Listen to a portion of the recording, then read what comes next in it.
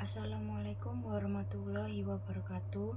Perkenalkan, nama saya Intan Virginia Acamulan Zeneta dari kelas 11 6 absen 9. Di sini saya akan mengerjakan remedi geografi, yaitu tentang kependudukan. Membuat 3 infografis dan dijelaskan dalam bentuk video. Yang pertama, dinamika pendudukan. Dinamika pendudukan adalah perubahan jumlah, struktur, komposisi, dan persebaran penduduk dalam suatu wilayah dari waktu ke waktu. Pengertian penduduk. Penduduk adalah semua orang yang tinggal atau menetap di suatu wilayah atau negara dalam jangka waktu tertentu, baik warga negara asli maupun orang asing yang diakui secara hukum. Pertumbuhan penduduk dibagi menjadi 2, yaitu pertumbuhan penduduk dunia dan pertumbuhan penduduk Indonesia. Pertumbuhan penduduk dunia cenderung melambat dalam beberapa dekade terakhir, sedangkan pertumbuhan penduduk Indonesia juga menurun, tetapi masih lebih tinggi dari rata-rata dunia. Lalu ada jenis-jenis pertumbuhan penduduk. Yang pertama, pertumbuhan penduduk alami, yaitu berdasarkan selisih angka kelahiran dan angka kematian dalam 1 tahun. Rumusnya yaitu P sama dengan L dikurangi M. P adalah pertumbuhan penduduk, L adalah lahir, M adalah kematian. Lalu ada pertumbuhan penduduk non-alami, yaitu selisih antara penduduk pendatang atau imigran dengan penduduk imigrasi atau migrasi luar. Rumusnya P sama dengan I dikurangi E. I sama dengan imigrasi, E sama dengan emigrasi. Yang ketiga yaitu pertumbuhan penduduk total. Selisih jumlah angka kelahiran dengan kematian dan ditambahkan dengan selisih dari pertumbuhan penduduk non-alami. Rumusnya yaitu P sama dengan L dikurangi M ditambah I dikurangi E. Lalu yang kedua ada sumber data kependudukan. Yang pertama ada sensus kependudukan, yaitu perhitungan jumlah penduduk secara periodik. Berdasarkan tempat tinggal, sensus dibagi menjadi 2, yaitu sensus de jure dan sensus de facto. Dan berdasarkan metode pengumpulan data, yaitu dibagi 2, metode canvasser dan metode householder. Yang kedua ada registrasi penduduk, dan yang ketiga survei penduduk.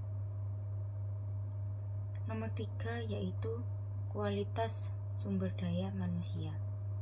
Yang pertama ada kesehatan, yang kedua ada pendidikan, dan yang ketiga ada ekonomi.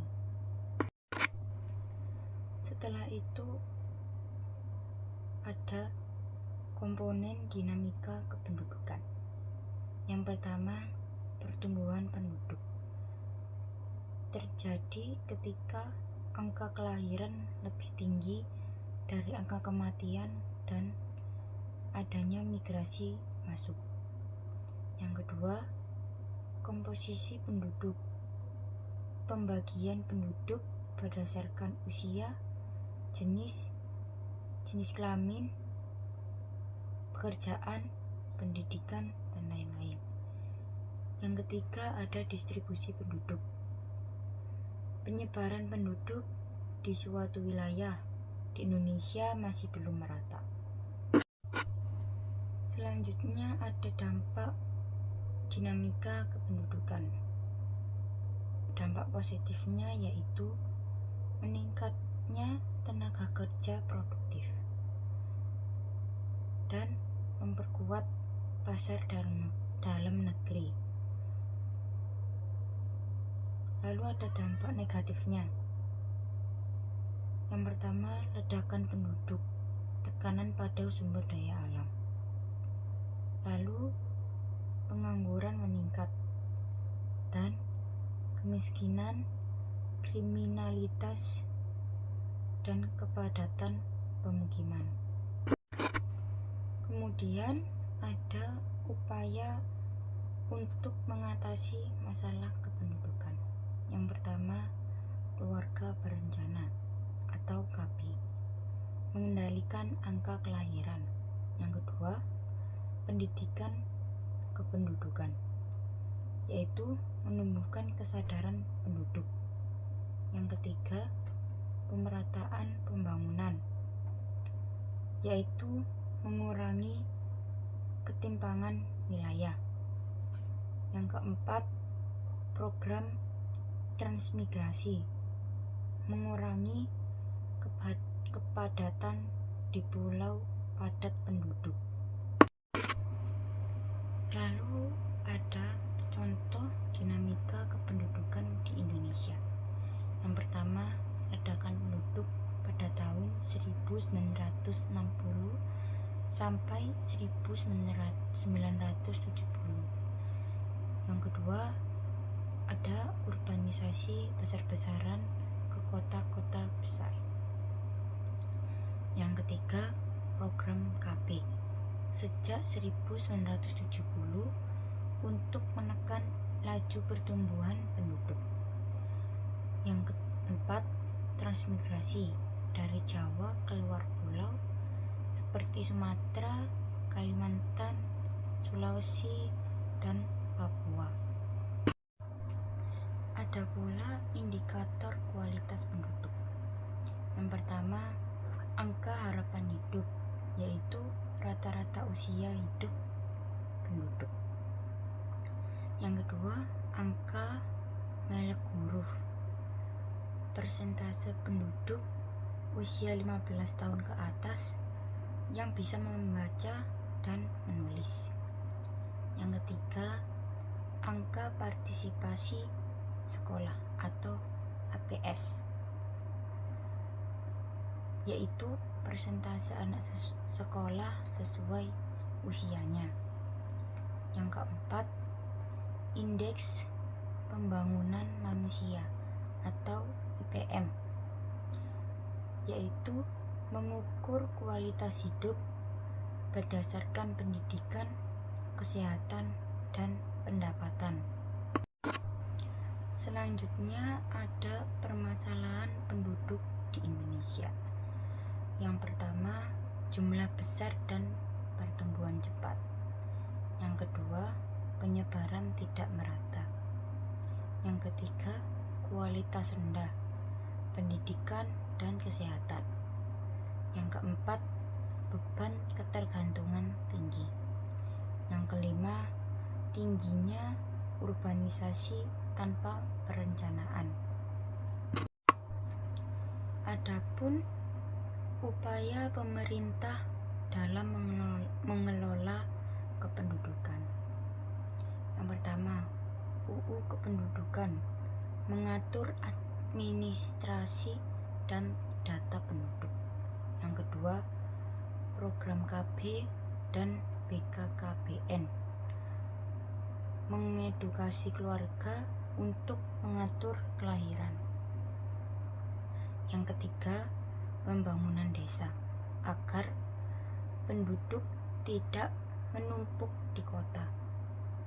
Yang keempat, peningkatan layanan pendidikan dan kesehatan. Yang kelima, EKTP dan sensus penduduk untuk data kependudukan yang akurat. Lalu ada peran masyarakat dalam dinamika pendudukan. Yang pertama, ikut serta dalam program KB. Yang kedua, mengedukasi lingkungan tentang pentingnya keseimbangan jumlah anggota keluarga.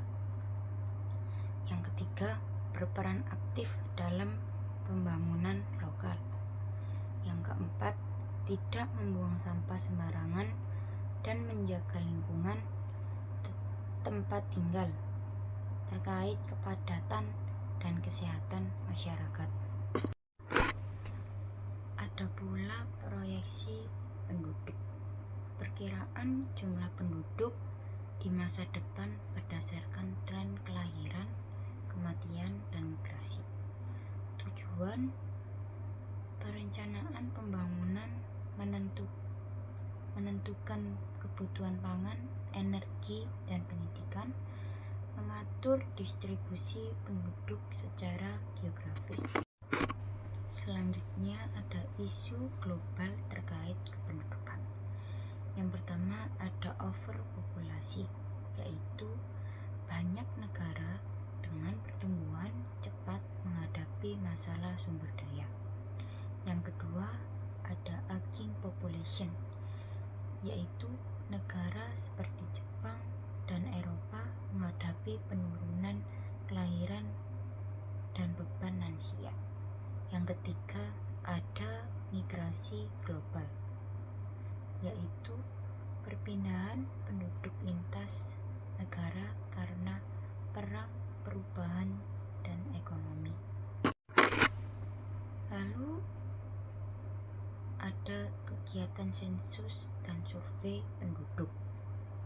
Sensus pendataan seluruh penduduk oleh pemerintah di Indonesia setiap 10 tahun.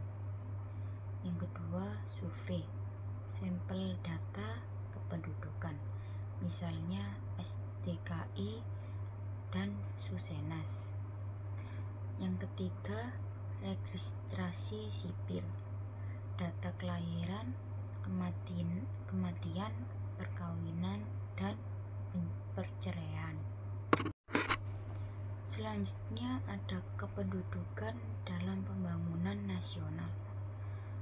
Penduduk sebagai subjek pembangunan, yaitu pelaku aktif dalam kegiatan ekonomi dan sosial.